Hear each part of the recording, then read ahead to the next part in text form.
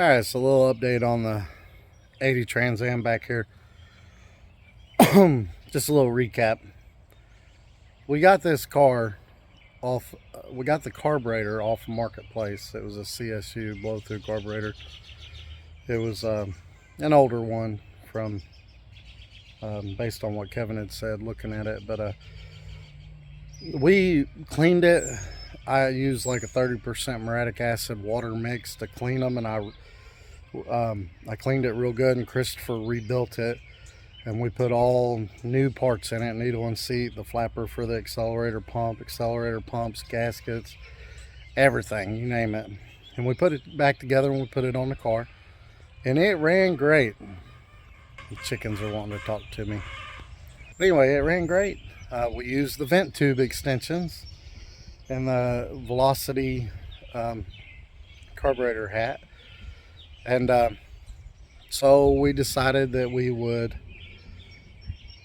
go through we've ran that motor a while, nitrous, and then one season on turbo, running like 5.8, 6.2 on only like 12-14 pounds of boost. But we decided to rebuild the car, go through the motor and refreshen it. And oddly enough, there was a piston with a hole burn in it. The ring was still just fine, and actually that cylinder still had good compression and everything like that. So we replaced the piston, honed it out, put new bearings in it, new rings, gapped the rings, and then ever since then we started having a cutout issue. Like if you're just driving it down the road, I mean, it drives fine, it starts fine. As long as you don't get on it, it does just fine. But if you roll into the throttle, it'd start cutting out about 4,800 RPM. And if you use the trans brake at the track, if y'all go back a few videos and you'll see where I went to the track and it had the cutout issue, you get it up on the trans brake and it gets up on the brake and the two-step just fine. Almost dropped the camera there. And you know, I think I had it set at like 3,200 RPM, but as soon as you let off the button, it would start cutting out again. So what I did, it has the Aeromotive Eliminator fuel pump on it. So I drained the gas out of it. I thought it was the E85. We put some winter blend E85 in it. My sensor was only testing it like 68%. So I tried to jet it down, and that just wasn't working. I think where the power valve's set up, it was just letting in too much fuel or whatnot. But I cleaned the filter, I drained the gas out of it, and we bought some Renegade Pro E85 and put in it. I put the jets back in it that we ran last year on the summer blend pump E85. That did not fix it. So I sent the ignition box in for testing. They said it was good. I tried unhooking the tack and the shift light and the trans brake wire to make sure that didn't do it, and it didn't do it.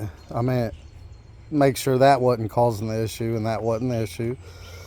So I put a new magnetic pickup cap and rotor in it, which it was due for one anyway. Those MSD billet distributors get really rusty inside of them, and that didn't fix it. So I locked it out an HEI distributor to rule out the ignition system completely. That didn't fix it.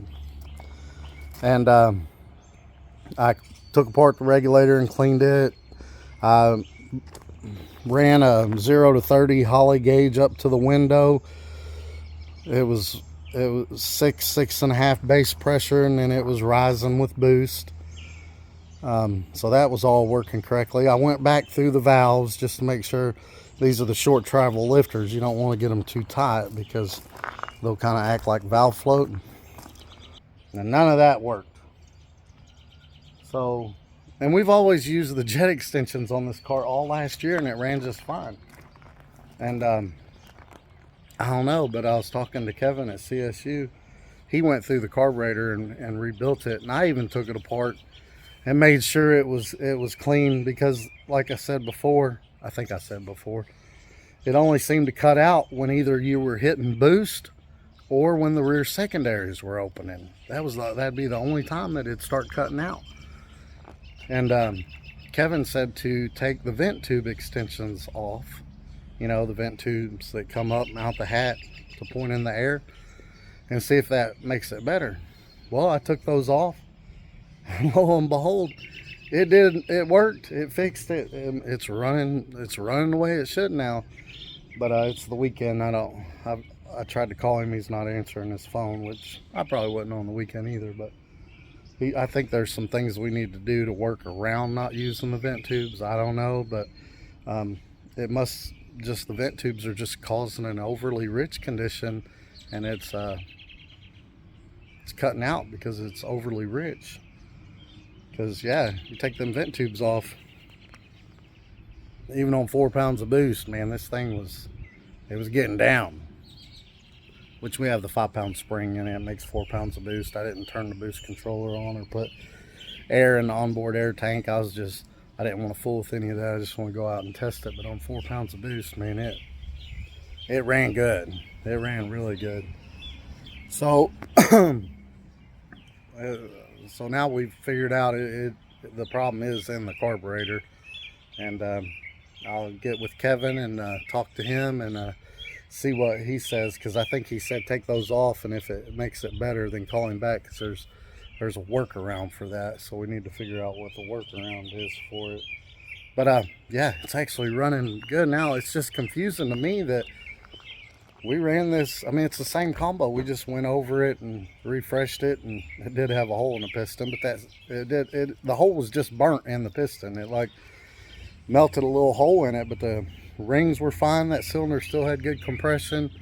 It caused a lot of blow by, but I don't know. That was the only thing that was changed, besides just freshening up the motor with new rings, gapped them, and put rod bearings and crank bearings in it. And then that issue just started happening, and I don't know, it's like overly rich now. And I had put the jets back in it and good E85 for what we had when we had good pump E85 in it. It doesn't make any sense to me why it would do that. To take I don't know, it ran fine before with the vent tubes in it, and now with the vent tubes in it, as soon as it comes into boost, man, it starts cutting out bad.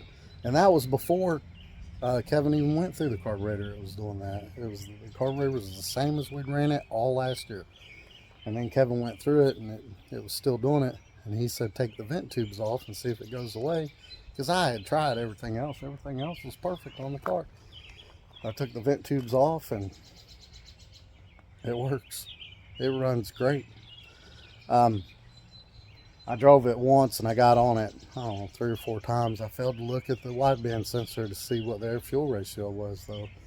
But when it was cutting out, the air fuel ratio was reading 11.5. But when you're cutting out and it's overly rich, the wideband's going to read a little bit leaner than what it actually is. It's just the way those widebands work. They measure the oxygen. I don't know. But anyway, if you're having overly rich condition, it reads lean. Like on my girlfriend's car, hers came up lean condition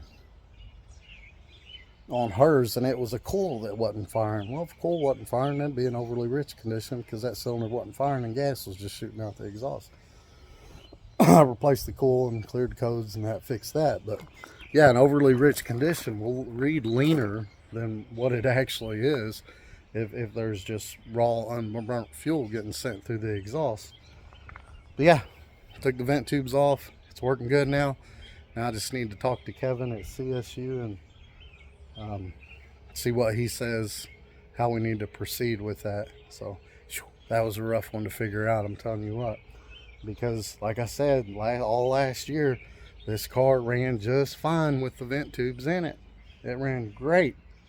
It had good AFR. It run 5.8 to 6.2, depending on how much we turned the boost up. We never went over 14 pounds of boost because it had the single needle and seat in it. We didn't want to turn it up any higher without the dual needle and seat, but it's got the dual needle and seat on it now, because we sent it to Kevin at CSU, and he went through it, and he put those on there for us and went through the carburetor, and I guess it's been upgraded because this was an old version blow through carburetor, and he upgraded it with all the new parts and stuff like that. But with the vent tubes, it's just making it way too fat. It's just pushing too much fuel through there. But we'll figure out what he says about that, and we'll do what he says, and hopefully we'll get this thing to the track soon. But I just want to go over that. Y'all have a good day.